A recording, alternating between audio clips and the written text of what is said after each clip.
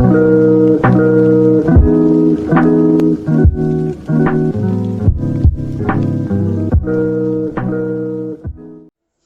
વિદ્યાર્થી મિત્રો, લાસ્ટ લેક્ચરમાં આપણે ગાઉસનો નિયમની વિશે ચર્ચા કરી હતી અને ગાઉસના નિયમની મદદથી એના ઉપયોગો વિશે ચર્ચા ચાલતી હતી. એમાં એક ઉપયોગ આપણે જોયો હતો કે અનંત લંબાઈના તારને કારણે ઉત્પન્ન થતું વિદ્યુત ક્ષેત્ર. એ જ ઉપયોગોની અંદર આજે સેકન્ડ ઉપયોગ છે કે જે છે અનંત વિસ્તારના વિદ્યુતભારિત સમતલ વડે ઉદ્ભવતું વિદ્યુત ક્ષેત્ર. એટલે જે આપણે ગઈકાલે અનંત વિસ્તાર અનંત લંબાઈનો તાર લીધો હતો એની જગ્યાએ આજે આપણે અનંત વિસ્તારનું સમતલ લેવાનું છે. તો સૌ પ્રથમ આકૃતિ દોરીએ, ધ્યાનથી જોઈ લઈએ. તો આકૃતિમાં જેમ દર્શાવેલું છે એ પ્રમાણે આ જે બ્લુ કલરનું જે આપણી પાસે સમતલ છે, આ સમતલ એ આપણું સમાન વિદ્યુતભાર ધરાવતું એક સમતલ છે. આ સમતલ ઉપર માની લઉં છું કે જે એની પૃષ્ઠ વિદ્યુતભાર ઘનતા છે, આ પૃષ્ઠ વિદ્યુતભાર ઘનતા સિગ્મા જેટલી છે. પૃષ્ઠ વિદ્યુતભાર ઘનતા કેટલી છે? સિગ્મા જેટલી છે. ઓકે, ધન વિદ્યુતભાર છે એટલે સિગ્માની વેલ્યુ પણ આવશે અહીંયા ધન. આ સમતલને કારણે ઉત્પન્ન થતું વિદ્યુત ક્ષેત્ર મારે શોધવું છે. વિદ્યુત ક્ષેત્ર શોધવા માટે માની લઉં છું કે આ જે આપણું ઉગમ બિંદુ છે, જુદી જુદી જે ત્રણ અક્ષ છે આપણી, આ છે આપણી એક્સ અક્ષ જે અહીંયા આપણે ડ્રો કરેલી છે, આ છે આપણી વાય અક્ષ અને લંબરૂપે છે આપણી ઝેડ અક્ષ. વિદ્યુત ક્ષેત્ર છે સમતલને કેવી રીતે આપે?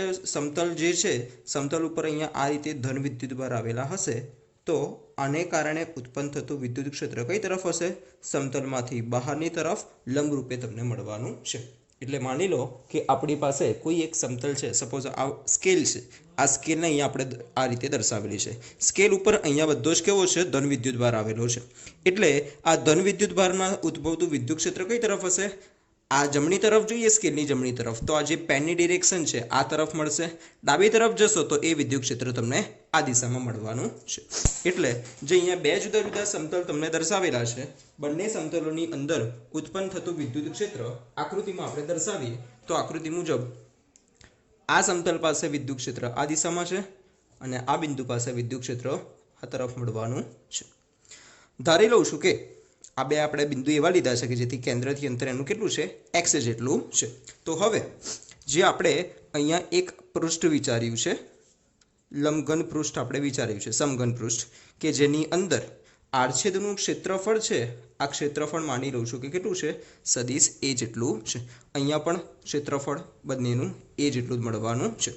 ટોટલ ઘણી બધી સપાટીઓ છે આપેલા લંબઘન પાસે, પરંતુ એની અંદર બે જ સપાટીને આપણે નંબર આપી દઈએ છીએ, સપાટી નંબર 1, સપાટી નંબર 2. આ બંને સપાટીને કારણે જ મને કંઈક ફ્લક્સ મળશે. બાકીની જેટલી પણ સપાટી છે એને કારણે આપણને કોઈ જ ફ્લક્સ મળવાનું નથી. કેમ?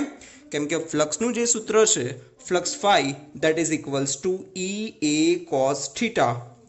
બાકીની જે સપાટી 1 અને 2 સિવાયની બાકીની જેટલી પણ સપાટી છે બધા માટે વિદ્યુત ક્ષેત્ર અને ક્ષેત્રફળ સદિશ બંને વચ્ચેનો જે એંગલ અહીંયા મળવાનો છે થીટા કેટલો બનશે? 90. ઓકે, એટલે 1 અને 2 સપાટી સિવાય બધી સપાટી સાથે સંકળાયેલું ફ્લક્સ તમને મળશે 0 અને સપાટી 1 સાથે સંકળાયેલું ફ્લક્સ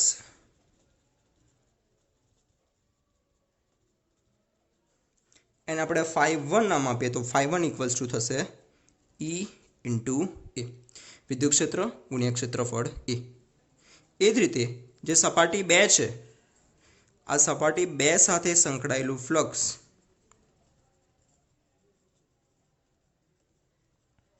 φ2 લઈએ તો એ પણ તમને મળશે E ઇન્ટુ એ. સપાટી 1 માટે આ દિશામાં છે, 2 માટે આ. ફ્લક્સ છે અદિશ રાશિ, એની કોઈ દિશા હોવાની નથી. તો આમ સમગ્ર આપણું જે લંબઘન છે, આ લંબઘન સાથે સંકળાયેલ ફ્લક્સ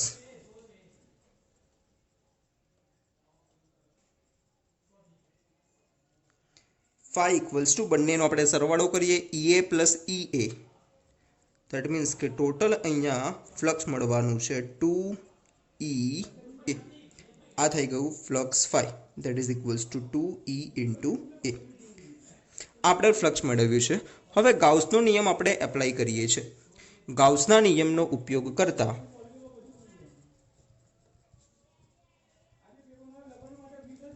ચલો ગાઉસનો નિયમ આપણો છે, ગાઉસનો નિયમનું આપણે સૂત્ર મેળવી શકીએ છીએ. ફાઈ ઇક્વલ્સ ટુ એક હતું integration E dot d A અને સેકન્ડ હતું સિગ્મા ક્યુ અપોન એપ્સાઇલોન 0. ફાઈની આપણે ઈ ડોટ ડી એની વેલ્યુ મેળવી લીધી છે, એ છે 2 EA that is equals to q. કુલ વિદ્યુતભાર કેટલો હશે? તો સિગ્મા છે, સિગ્માની વેલ્યુ હશે ક્યુ ડિવાઈડ બાય એ. તો આના પરથી ક્યુ બરાબર આપણે મેળવી શકીએ છીએ સિગ્મા ઇન્ટુ એ. તો એ થશે sigma into A divide by epsilon 0. બંને તરફથી એ કેન્સલ, તો તમને વિદ્યુત ક્ષેત્ર ઈ બરાબર મળશે સિગ્મા આ બે છેદમાં જશે એટલે કે 2 એપ્સાઇલોન 0. તો આ તમને મળ્યું વિદ્યુત ક્ષેત્ર ઈ. એની દિશાનો એકમ સદિશ લઈએ તો આપણે એન કેપ તમે લખી શકો છો. તો આમ અનંત વિસ્તારના સમતલ વડે તમે ઉત્પન્ન થતું વિદ્યુત ક્ષેત્ર આ સૂત્રની મદદથી મેળવી શકો છો સિગ્મા અપોન 2 એપ્સાઇલોન 0. ત્યારબાદ આગળની આવે છે ચેપ્ટર માટેની સૌથી લાસ્ટ થિયરી કે જે છે પાતળા ગોળીય કવચને કારણે ઉત્પન્ન થતું વિદ્યુત ક્ષેત્ર. અહીંયા આપણે એક પાતળી ગોળીય કવચ લેવાની છે. હવે આની અંદર પણ જુદા જુદા બે કેસ આવે છે. એક આવશે કવચની અંદરના બિંદુએ વિદ્યુત ક્ષેત્ર અને બીજું આવશે કવચના બહારના બિંદુએ વિદ્યુત ક્ષેત્ર.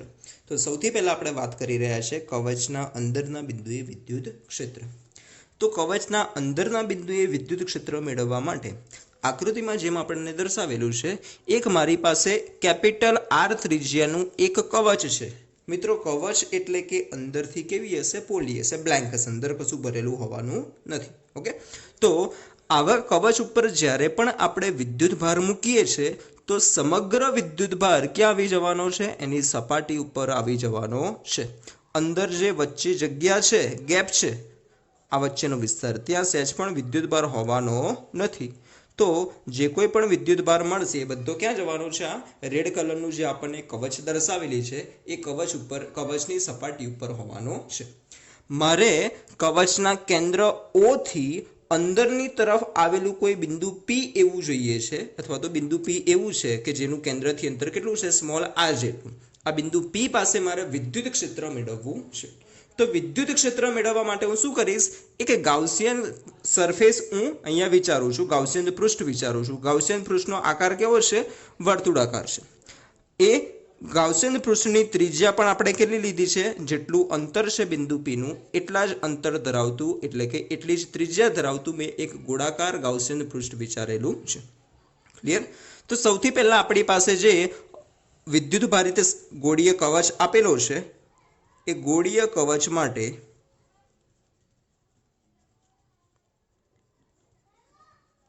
સપાટી પર પૃષ્ઠ વિદ્યુત ભાર ઘનતા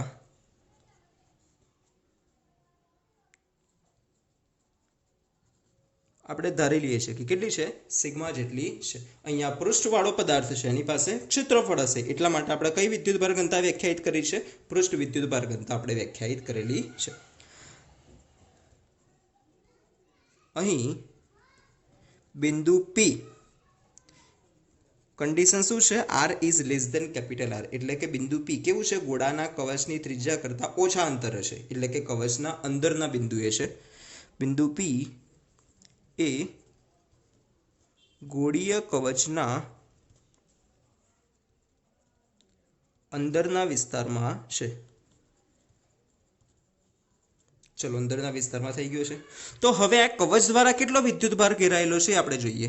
તો જે ગોળીય કવચ છે બ્લુ કલરનો ગાઉસિયન સરફેસ, આની અંદર કોઈ પણ વિદ્યુત ભાર છે? ના, બધો જ વિદ્યુત ભાર ક્યાં છે? આ ગોળીય સપાટી ઉપર. આ ગાઉસિયન સપાટી દ્વારા કોઈ પણ વિદ્યુત ભાર ઘેરાતો નથી. એટલે ગઈકાલે જ આપણે જોયું હતું કે જો સપાટી વડે ઘેરાયેલો વિદ્યુત ભાર શૂન્ય હોય તો ઉત્પન્ન થતું વિદ્યુત ક્ષેત્ર પણ તમને કેટલું મળવાનું છે? શૂન્ય મળવાનું છે. એટલે કે આ ગોળીય કવચના અંદરના વિસ્તારમાં છે. અહીં કવચ દ્વારા ઘેરાયેલ વિદ્યુત ભાર શૂન્ય હોવાથી તે બિંદુ પાસે ઉદ્ભવતું વિદ્યુત ક્ષેત્ર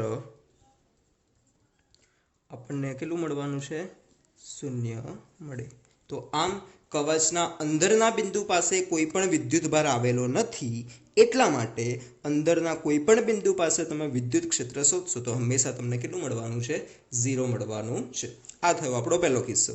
હવે સેકન્ડ કિસ્સો આપણે જોવાનો છે કવચના બહારના બિંદુએ ઉત્પન્ન થતું વિદ્યુત ક્ષેત્ર. તો બહારના બિંદુએ વિદ્યુત ક્ષેત્ર મેળવવા માટે આકૃતિમાં દર્શાવ્યા મુજબ આપણી પાસે એક ગોળીય કવચ છે. ગોળીય કવચ આજે આપણે રેડ કલરનું ડ્રો કરેલું છે તે છે, એ ધન વિદ્યુતભારિત છે, એટલે એની બધો જ વિદ્યુતભાર ક્યાં આવેલો છે? એની સપાટી ઉપર આવેલો હશે.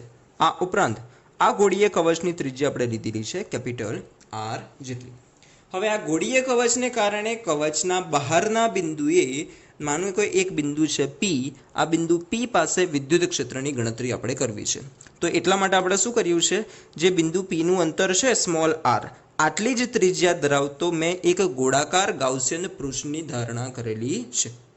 આ ગોળાકાર ગાઉસિયન પૃષ્ઠ સાથે સંકળાયેલું ફ્લક્સ શોધીશું અને પછી એના માટે ગાઉસના નિયમનો ઉપયોગ કરીને વિદ્યુત ક્ષેત્રની આપણે ગણતરી કરીશું. સૌથી પહેલાં જે આપણો સપાટી છે, આપણો જે ગોળીય કવચ આપેલું છે, તો ગોળીય કવચ માટે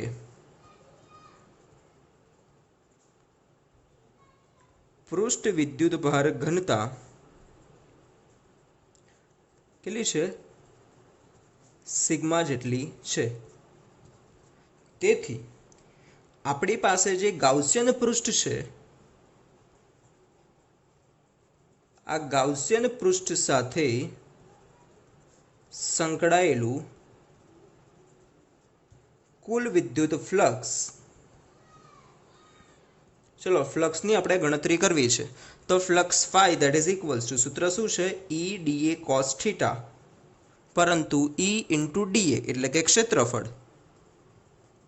આ સૂત્ર ઉપરથી ચલો વિદ્યુત ક્ષેત્ર અને ક્ષેત્રફળ સદિશ કોઈ પણ બિંદુ પાસે લઈ લો, બિંદુ P પાસે, આને દર્શાવતો ક્ષેત્રફળ કઈ દિશામાં હશે? આ રીતે લંબરૂપે બહારની તરફ. બિંદુ Q, આ જે સમગ્ર ગોળો છે એ ધન વિદ્યુતભાર છે, એટલે ત્યાંથી ઉત્પન્ન થતું વિદ્યુત ક્ષેત્ર પણ આ જ દિશામાં હશે. એટલે કે વિદ્યુત ક્ષેત્ર અને ક્ષેત્રફળ સદિશ બંને કેવા છે? ત્રિજ્યાવર્તી બહારની દિશામાં મળે છે. એટલે બંને વચ્ચેનો ખૂણો કેટલો થશે? 0. એટલે ફ્લક્સની ગણતરી આપણે કરી શકીએ વિદ્યુત ક્ષેત્ર E ઇન્ટુ ક્ષેત્રફળ. ક્ષેત્રફળ એટલે કે સમગ્ર જે ગાઉસિયન પૃષ્ઠ છે બ્લુ કલરનું, એ સમગ્ર સપાટીનું ક્ષેત્રફળ. એક સપાટીનું ક્ષેત્રફળ ગોળાના સૂત્ર પરથી આપણે શોધી શકીએ છીએ 4πr². તો આ તમને મળી ગયું છે ફ્લક્સ, એને આપણે આપી દઈએ છીએ સમીકરણ નંબર 1. સેકન્ડ વસ્તુ જે આપણે શોધવાનું છે એ છે જે આપણી ગોળાકાર સપાટી આપેલી છે, ગોળીય સપાટી, એના ઉપર રહેલો વિદ્યુત ભાર. તો કેપિટલ R ત્રિજ્યાના ગોળાકાર કવચ વડે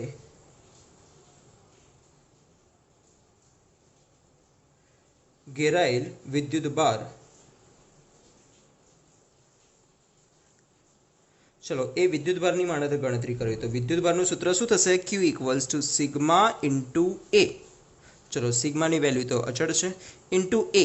એટલે ક્ષેત્રફળ આપણે લઈશું 4πr², પરંતુ વિદ્યુતભાર કેટલા અંતરે છે? કેપિટલ R અંતરે જ છે ને, એટલા માટે આપણે ત્રિજ્યા કેપિટલ R લઈશું, 4πR².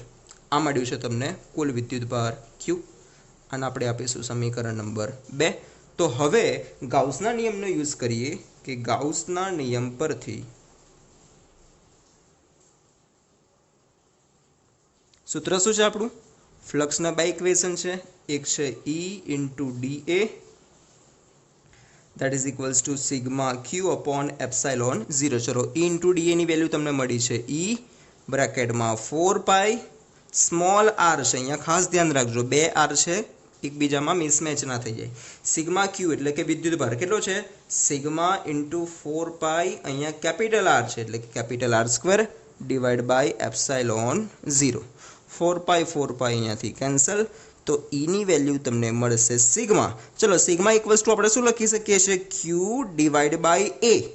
આપેલો જે ગોળીય કવચ છે એ એટલે કે એનું ક્ષેત્રફળ થશે 4πr². તો આ કોની કિંમત મળી? આપણે સિગ્માની કિંમત મૂકેલી છે, જોડે છે R² divide by epsilon 0.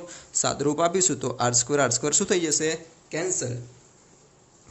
That means કે વિદ્યુત ક્ષેત્ર E ની વેલ્યુ હવે આપણી પાસે બાકી વધી છે Q છેદમાં આવે છે 4 પાઈ એપ્સાઇલોન 0 વિદ્યુત ક્ષેત્ર E ઇન્ટુ આવશે આર સ્ક્વેર. અહીંયા એક આર સ્ક્વેર આપણે રહી ગયા છે, આ આર સ્ક્વેર છેદમાં જશે એટલે આર સ્ક્વેર. જો થોડું વ્યવસ્થિત રીતે લખીએ તો આ ઇક્વેશન આપણે આ પ્રમાણે લખી શકીએ છીએ. ઉત્પન્ન થતું વિદ્યુત ક્ષેત્ર E that is equals to 1/4 pi epsilon 0 q upon r square. આ 1/4 pi epsilon 0 ને આપણે ઓળખીએ છીએ. શું હોવાનું છે કે q divide by r square. તો જે મેઇન બિંદુવત વિદ્યુત ભારનું વિદ્યુત ક્ષેત્ર હતું એવું જ કંઈક તમને ફાઇનલી સમીકરણ મળેલું છે કે ગોળાના કેન્દ્રથી ગોળીય કવચના કેન્દ્રથી r જેટલા અંતરે આવેલું કોઈ બિંદુ હોય તો એ બિંદુ પાસે ઉત્પન્ન થતું વિદ્યુત ક્ષેત્ર તમે આ સૂત્રની મદદથી શોધી શકો છો. ક્લિયર?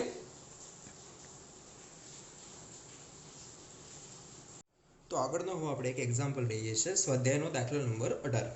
સંખ્યા તમને ટેક્સ્ટબુકમાં આપેલી છે, તમે જોઈ શકો છો. સંખ્યામાં કંઈક એવું કીધેલું છે, આકૃતિ એક આપેલી છે કે આકૃતિમાં દર્શાવ્યા મુજબ 10 સેન્ટીમીટર બાજુવાળા એક ચોરસના કેન્દ્રથી બરાબર 5 સેન્ટીમીટર અંતરે 10 માઇક્રોકુલમ વિદ્યુતભાર જેટલો રહેલો 10 માઇક્રોકુલમ જેટલો બિંદુવત વિદ્યુતભાર રહેલો છે. એટલે તમને એક ચોરસ બાજુ આપેલી છે.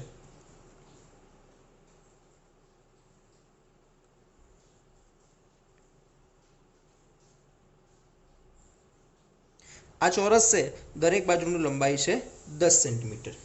આનાથી 5 સેન્ટીમીટર ઉપર એક બિંદુવત વિદ્યુતભાર આપણે મૂકેલો છે Q. તો આ ચોરસમાંથી પસાર થતા વિદ્યુત ફ્લક્સનું મૂલ્ય કેટલું હશે?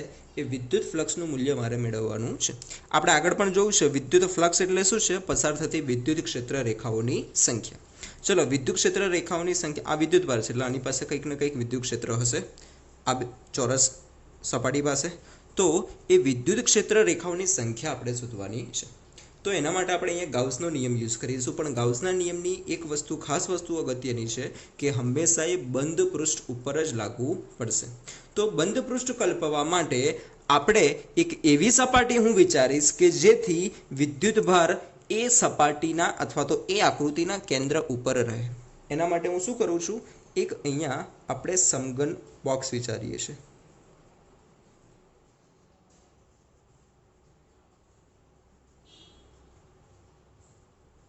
તો આ પ્રમાણે એક સમઘન બોક્સ આપણે વિચારી લીધું છે. ઓકે, સમઘન બોક્સ માટે વિચારીએ છીએ વિદ્યુતભાર અહીંયા આપણને આપેલો છે Q જેટલો.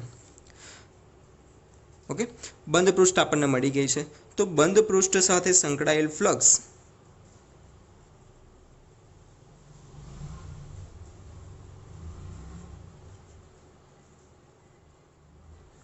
ગાઉસના નિયમ પ્રમાણે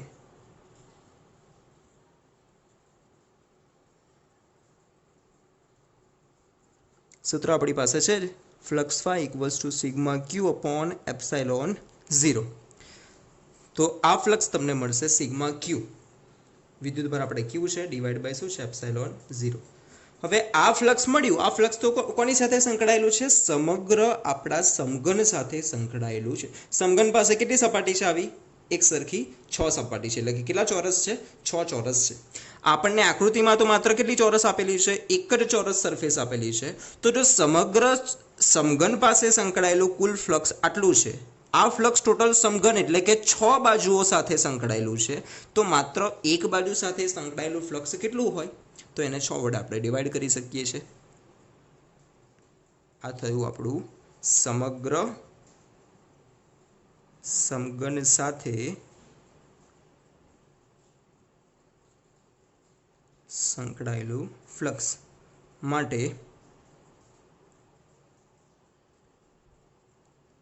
એક ચોરસ પૃષ્ઠમાંથી પસાર થતું ફ્લક્સ કુલ ફ્લક્સના છઠ્ઠા ભાગનું એટલે કે 5/6 જેટલું મળે માટે માંગેલું ફ્લક્સ બરાબર મળશે આના ડિવાઈડ બાય 6 એટલે કે Q ડિવાઈડ બાય 6 એપ્સાઇલોન 0. આની અંદર તમને જે Qની વેલ્યુ આપેલી છે એ તમે મૂકી શકો છો. Qની વેલ્યુ તમને આપેલી છે 10 માઇક્રોકુલમ એટલે કે 10 ગુણ્યા 10⁻6 divide by 6 into epsilon 0. Epsilon 0ની વેલ્યુ તમને ખબર છે 8.85 ગુણ્યા 10⁻12. આ બધાનું સાદુરૂપ આપશો તો તમને ફાઇનલી ફ્લક્સની વેલ્યુ મળશે 1.88 ગુણ્યા 10⁵. ફ્લક્સનો એકમ આપણે જાણીએ છીએ ન્યૂટન મીટર સ્ક્વેર પર કુલમ. તો આ જે એક ચોરસ સરફેસ તમને આપેલી છે એની સાથે સંકળાયેલું ફ્લક્સ મળ્યું. જ્યારે પણ આવું કોઈ પણ એક્ઝામ્પલ હોય, કોઈ પણ આકારનો હોય, ઓકે, અહીંયા આપણને બાજુ કેવી આપેલી હતી?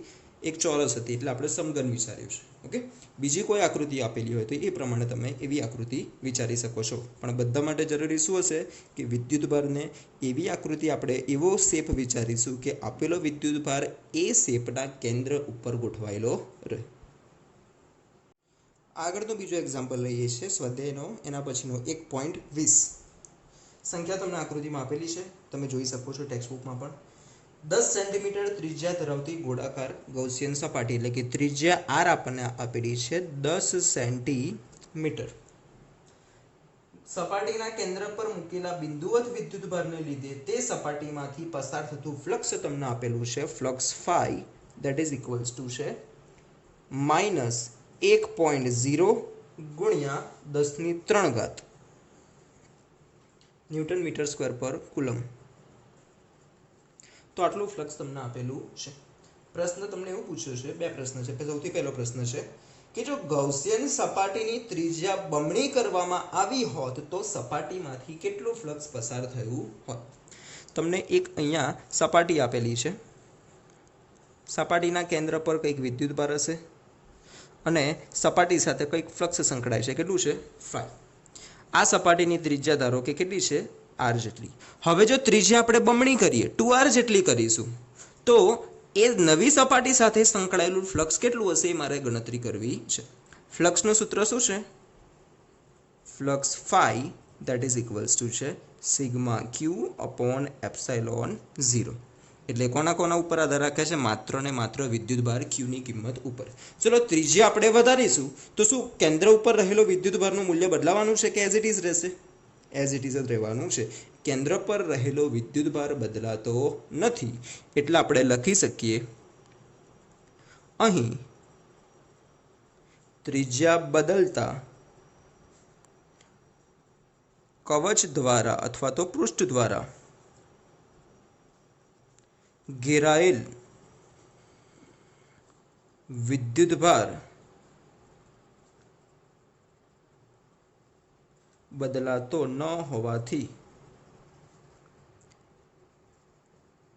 તે પૃષ્ઠ સાથે સંકળાયેલું ફ્લક્સ